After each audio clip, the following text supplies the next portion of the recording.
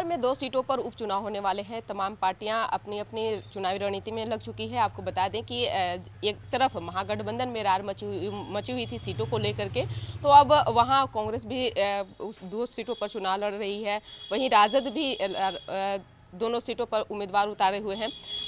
NDA की बात करें तो जदयू के कोटे से 2 वहाँ पे प्रत्याशी उतारे गए हैं। तमाम पार्टियां जो है अपनी अपनी रणनीति तय कर रही है कि आगे किस तरह से चुनाव को जीतना है 2 सीटों पर।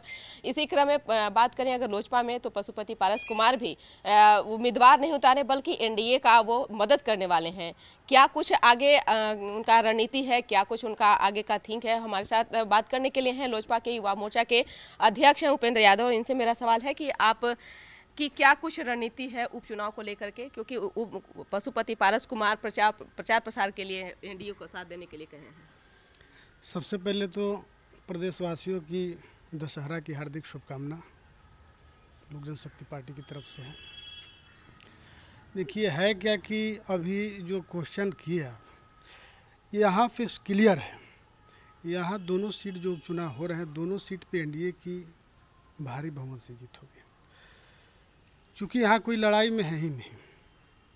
आप देख ले पिछले चुनाव में भी जो 2020 में भी दोनों सीट एनडीए के खाता में है, और हमारे नेता आदरणीय पार्टी के राष्ट्रीय अध्यक्ष पशुपति कुमार पारस जी ने भी अपने आह्वान कर दिए हैं मन से कि हम लोग एनडीए के गठबंधन के साथ हैं, पार्ट हैं,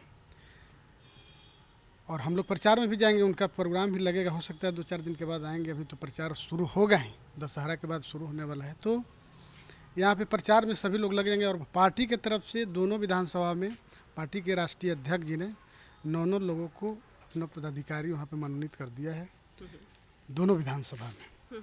तो हम लोग पूरे कार्यकर्ता जो है लोक जनशक्ति पार्टी, जो हम लोग की राष्ट्रीय लोक जनशक्ति पार्टी है, जो अभी चुनाव आयोग ने हम लोग को दिया है, तो हम लोग जाएंगे प्रचार में और गांव-गांव घूमेंगे, और निश्चित रूप से वहाँ पे कोई लड़ाई ही नहीं है। वहाँ एनडीए पूर्ण बहुमत है। एक तरफ से लोजपा 2 गुट में बट चुकी है, आप सब जानते हैं, पूरी जनता जान रही है। चिराग पासवान तो कह रहे हैं कि एनडीए को वहाँ से हार निश्चित है, क्योंकि जदयू तो दोनों सीटों पे हार रही है। अब देखिए कहने से कुछ होता नहीं है, जनता बहुमत देती है ना।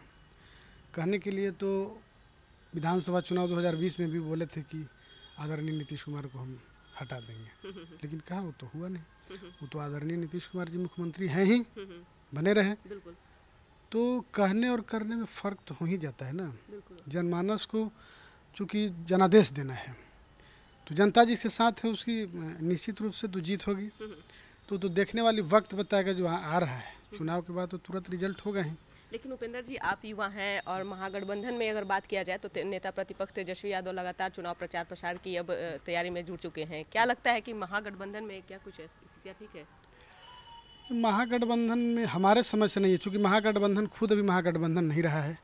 क्योंकि आप देख लीजिए कि राष्ट्रीय जनता दल के उम्मीदवार दोनों सीट पे हैं, और कांग्रेस ने भी उम्मीदवार उतार दिया है।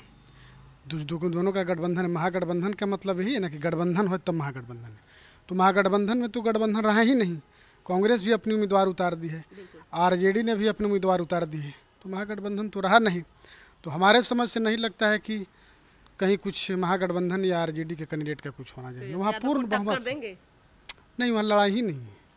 वहाँ भारी मतों से दोनों सीट पे एनडीए चुनाव दर्ज कराएगी, बहुत भारी मतों से। आपकी उसमें क्या भूमिका है?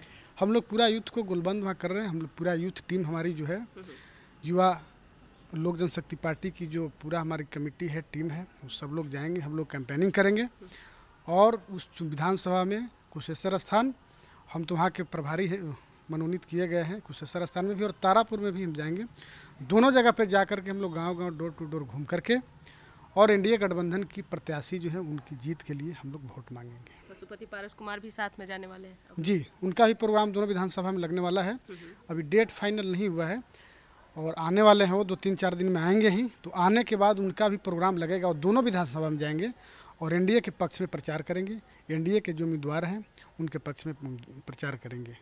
क्या लगता है कि जिस तरह से आप कह रहे हैं कि दोनों सीटों एनडीए जीत रही है, उपचुनाव जो होने वाले हैं उस पर, क्या लगता है कि आप तेजस्वी यादव को जो है, वो भी युवा हैं, उनको आप मात दे पाएंगे? अब तो पिछले विधानसभा में ही तो युवा थे ही ना, अभी तो कुछ ही दिन बीता है। पिछले विधानसभा में तो मात खा ही गए हैं। पिछले विधानसभा 2020 में भी लड़े तो मात खा गए, उस समय भी तो युवा ही थे, अभी 4 महीने में तो बुढ़ा थोड़े गए हैं, लेकिन फिर भी वहाँ कोई लड़ाई ही नहीं है। क्योंकि जनता जो है काम पे, विकास पे, सब चीज़ पे विश्वास करके, लॉ एंड ऑर्डर पे, क्योंकि आदरणीय नीतीश कुमार जी का चेहरा और देश में प्रधानमंत्री का जो चेहरा है वो दोनों लोग देखते हैं, और दोनों को ऐसा चेहरा है कि हमेशा विकास के आधार लोग देखा है। अब चूँकि बहुत बदलाव हो गया, धीरे धीरे पहले जैसा अब नहीं, अब धीरे धीरे बहुत लोग जागरूकता हो गई है लोगों में, और ख़ास करके बिहार तो क्रांतिकारी क्षेत्र है, और बिहार जो है सो कि पॉलिटिकल जगह रहा है। यहाँ से पॉलिटिकल लोगों का उद्भव होता है, बड़े बड़े लोग यहीं से मैंने उद्भव हुए हैं, जैसे चाहे महात्मा गांधी जी हो, भले उनका जन्मभूमि है लेकिन कर्मभूमि तो बिहार ही रहा है, चाहे सुभाष चंद्र बोस या जो भी हो, तो बिहार एक क्रांतिकारी जगह है। इसलिए अब यहाँ जागरूकता लोगों में हो रहा है, जागरूक लोग हो रहे हैं, और जो लोग देखते हैं कि नहीं अच्छा चीज़ हो रहा है, अच्छा काम हो रहा है, उसको लोग विश्वास करते हैं और उस पर लोग ज़्यादा फोकस करते हैं। इसको ले करके आज जो है दोनों सीट पे जो पहले भी हम लोग जीते हैं, आज भी जो दोनों सीट पे उपचुनाव में जो जीत दर्ज होगी वो सिर्फ और सिर्फ केंद्र और राज्य के जो कार्य है, जो कार्य किया जा रहा है उसको देख करके, और जनता ने जनादेश देगी। बिल्कुल, बहुत शुक्रिया। तो आप सुन रहे थे कि क्या कुछ कह रहे थे लोजपा के युवा अध्यक्ष हैं उपेंद्र यादव। इन्होंने साफ तौर से कह दिया है कि बिहार में मुख्यमंत्री नीतीश कुमार जिस तरह से काम किए हैं, जो उनका विकास रहा है, उन्हीं के कार्यकाल को देखते हुए जनता है वहाँ पे भारी बहुमत से उनको जीत दर्ज कराएगी। अब देखने वाली बात रहेगी कि जिस तरह से युवा टीम वहाँ पे काम करने वाले हैं, दोनों सीटों पर, जो कुशेश्वर स्थान और तारापुर जो सीट है, जो यहाँ पे उपचुनाव होने वाले हैं, वहाँ पे क्या कुछ ये रंग लाते हैं, क्या कुछ इनका वहाँ पे जो वहाँ पे इनका क्या भूमिका रहता है, वो आने वाला समय तय करेगा। इस पर बस इतना ही। देखते रहिए न्यूज़4नेशन। नमस्कार।